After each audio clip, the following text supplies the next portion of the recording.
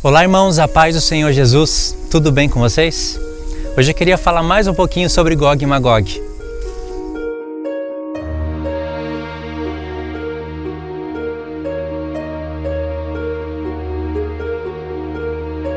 Vou indicar sempre, como eu faço, uns vídeos que eu já gravei sobre Gog e Magog. Os vídeos vão estar aparecendo aí na tela. Eu fiz um vídeo sobre Gog e Magog e queria que você assistisse esse vídeo também. Pode assistir só depois desse vídeo, não tem problema, mas assista esse vídeo também. Vai ser muito importante para o seu conhecimento. O que eu quero falar hoje sobre Gog e Magog é o seguinte, são coisas que eu não falei nesse vídeo. Então você pode assistir esse vídeo e ter eles dois como uma soma. Primeira coisa que a gente tem que ter em mente, quando Deus usa a expressão Gog e Magog, a gente tem que se fazer várias perguntas. Várias. Por que Gog e Magog? Os irmãos já sabem, a gente precisa ir lá na Tábua das Nações, em Gênesis 10, precisa ver onde se originou esses nomes, precisa meditar um pouquinho sobre tudo isso, mas Deus planejou muito mais além disso. Quando você estuda sobre os filhos dos filhos de Noé, já que foram citados apenas alguns nomes dos filhos de Noé, você precisa olhar com muita atenção para Sem, Cã e Jafé. Por isso que esse vídeo que eu gravei em casa com a lousa, com o mapa mental, é muito importante. Vou falar aqui resumidamente. Você precisa olhar com muita atenção para Sem, Cã e Jafé. Sabe por quê? Porque Deus fez promessas a Sem, Cã e Jafé, envolvendo o contexto histórico de Noé. E essas promessas feitas a Sem, Cã e Jafé, que foram feitas através de Noé, o Espírito do Senhor que estava em Noé, essas promessas têm que ser comparadas com as promessas feitas a Abraão, Isaac e Jacó. Tem que comparar. Deus quer que você compare o contexto histórico de Noé e os seus filhos com o contexto histórico de Abraão e os seus filhos e suas mulheres. Tem que comparar, obrigatoriamente nós temos que fazer isso, para receber revelações. Deus fez uma aliança com Noé e Deus fez uma aliança com Abraão. No fim das contas, vai ser a mesma aliança. No fim das contas, vai ser a mesma. Mas só que as promessas, elas têm características diferentes. Então é preciso comparar para entender o plano de Deus espiritual sobre todos esses assuntos. Você sabia que o nome dos filhos de Noé estão aparecendo na estátua de Daniel 2 e nos 4 animais de Daniel 7? Alguns dos nomes dos filhos de Noé estão aparecendo. Isso quer dizer que para a gente compreender corretamente, com mais revelação sobre esses reinos que se formariam no futuro, é preciso olhar para Gênesis 10 e também para Gênesis 12. Entre Gênesis 10 e Gênesis 12 vai ter um grande mistério em Gênesis 11, por causa de Nimrod, por causa que Nimrod fez. Nimrod, ele se tornou o rei da Síria, ele é conhecido como rei da Babilônia também, porque ele queria edificar Babel. Então é preciso olhar para tudo isso, irmãos, pode ter certeza. Agora, por que em Ezequiel 38 e 39 Deus usa as expressões Gog e Magog? Por quê? Por que o nome Gog? Algumas pessoas pensam que Gog não é o anticristo. Outras pessoas pensam que Gog é o anticristo. Gog é o anticristo ou não é? A Escritura revela isso? A Escritura revela isso com exatidão. O que a gente se confunde é por causa de Apocalipse 20.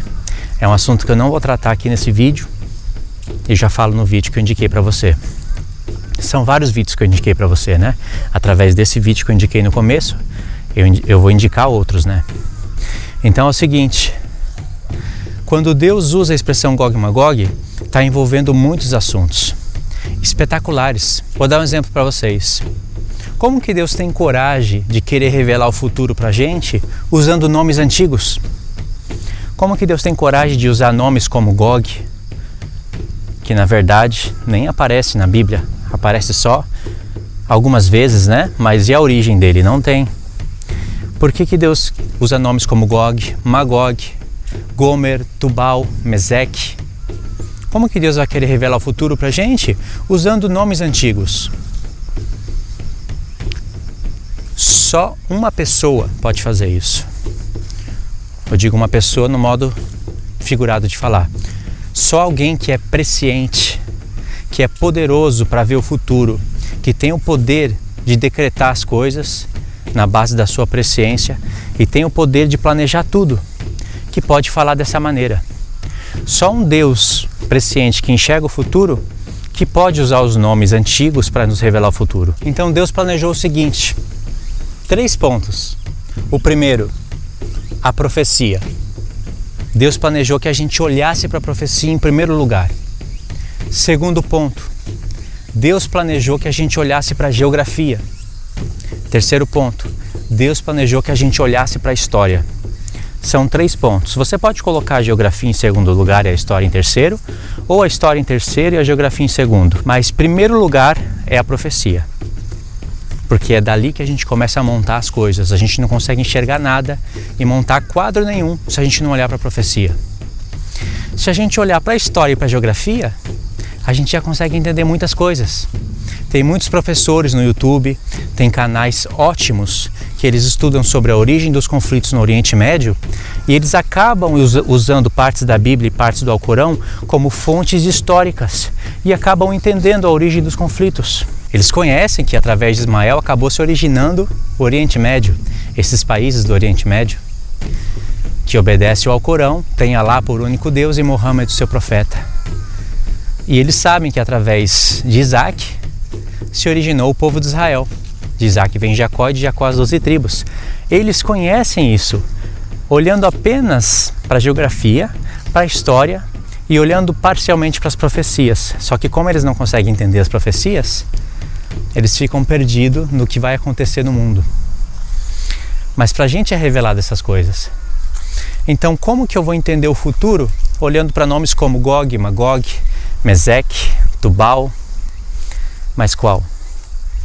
Persas, etíopes, está tudo em Ezequiel 38. Você percebe que nós estamos bem perto do fim e foi há pouco tempo que Deus permitiu a internet? Isso é para a gente observar. A internet não foi permitida por Deus somente para a gente ficar assistindo vídeos no YouTube, somente para a gente ficar assistindo novelas no YouTube, somente para a gente ficar assistindo seriados, filmes, ou para o mundo adquirir certo conhecimento.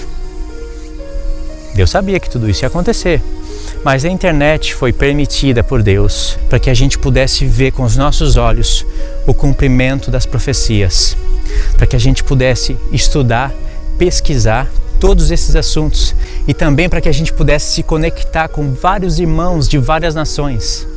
Foi para isso que Deus permitiu a internet.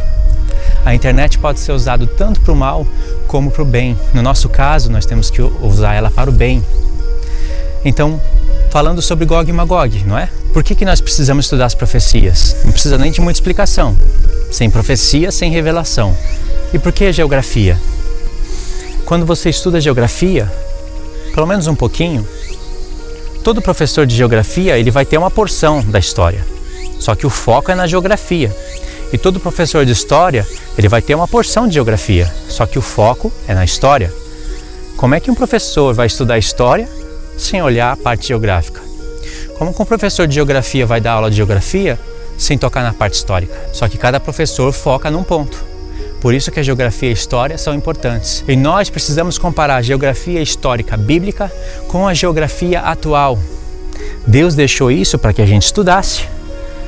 Como é que eu vou estudar a profecia que me revela o futuro sem conhecer a geografia antiga e sem conhecer a geografia atual? Então é preciso de gastar um tempinho nessas coisas. Para quem não está acostumado a estudar isso, a procurar mapas, a pesquisar lugares, você vai precisar de gastar um tempo pesquisando tudo isso para você entender bem sobre Gog e Magog. Então, irmãos, eu vou explicar rapidamente por que Gog é o anticristo. Vocês vão compreender isso. E depois você somando com outro vídeo, vocês vão entender por que Gog e Magog acontece antes do milênio também, e não somente depois do milênio. Tem profecias que têm duplo cumprimento. Elas se repetem, mas você tem que olhar o sentido original disso. Tem pessoas que usam isso que eu acabei de falar para assuntos negativos, para assuntos que vão contradizer a verdade bíblica. Mas existem profecias de duplo cumprimento. Gog e Magog é um caso delas. Por que você acha que existe 2 vezes profetizado Gog e Magog? Deus falou tudo o que tinha que falar em Ezequiel 38. Para que reiniciar a profecia em Ezequiel 39? Se bem que a gente não precisa olhar para capítulos, mas Deus praticamente reiniciou a profecia. Só que aí quando Deus reinicia a profecia em Ezequiel 39, ele fala algumas coisas diferentes, acréscimos adicionais. Então, somando com esse meu outro vídeo, você vai entender isso que eu estou falando. Não dá para explicar tudo ao mesmo tempo, né? Agora, olhando para Gog e Magog. Gog, ele é príncipe de Meseque e Tubal. Fala Gog e Magog, né? Mas vamos olhar para essa parte.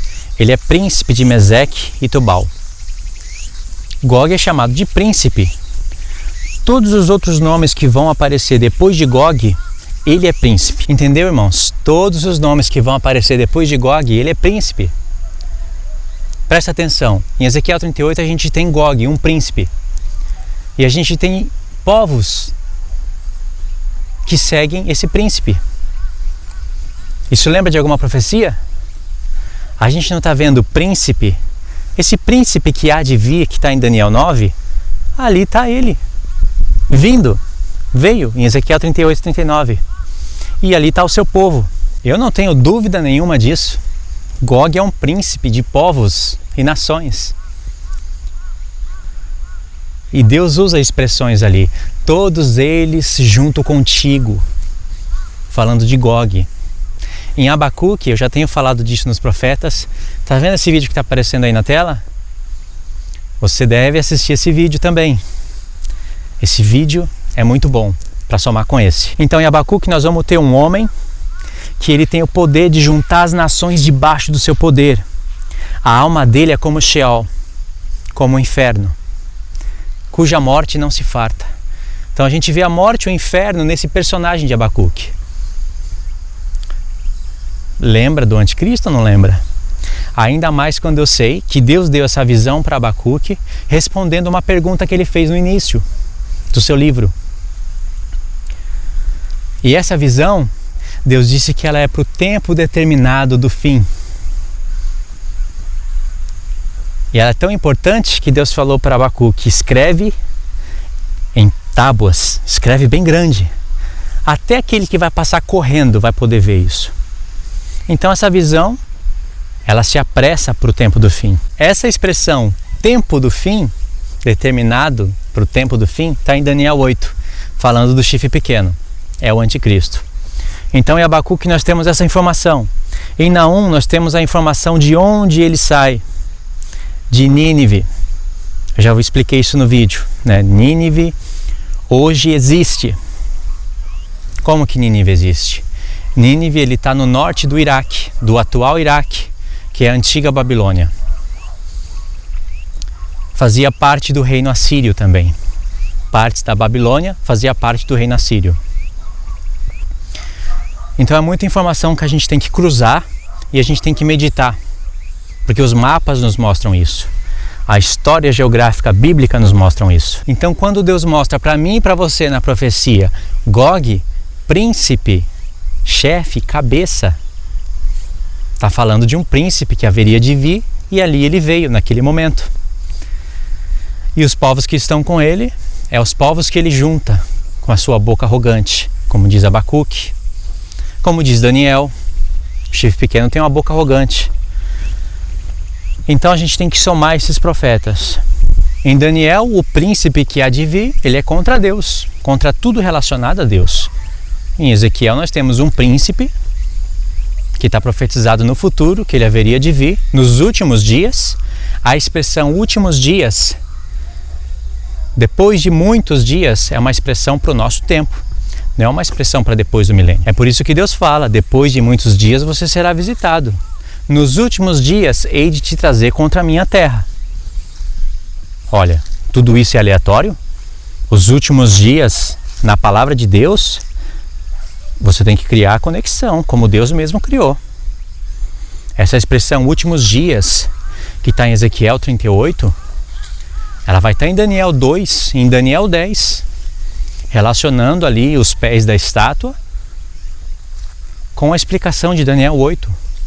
Quando eu falo dos pés da estátua, eu estou falando dos 10 dedos que está em paralelo com os 10 chifres da besta de Daniel 7, do quarto animal. E essa expressão últimos dias, ela está tanto em Daniel 2 como em Daniel 10. Vai aparecer em outros lugares, como em Oséias 3. e volta a aparecer em Ezequiel 38.